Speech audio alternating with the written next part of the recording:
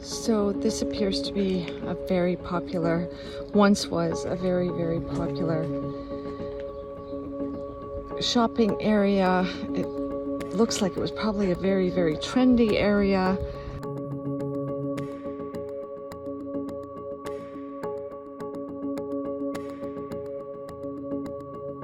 There seems to be a lot of cafes and restaurants, coffee shops, and handmade silk stores, and now it's all completely and totally collapsed, and it's like it just happened yesterday. So nothing's been cleared away from here.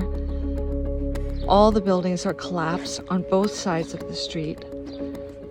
It's quite overwhelming.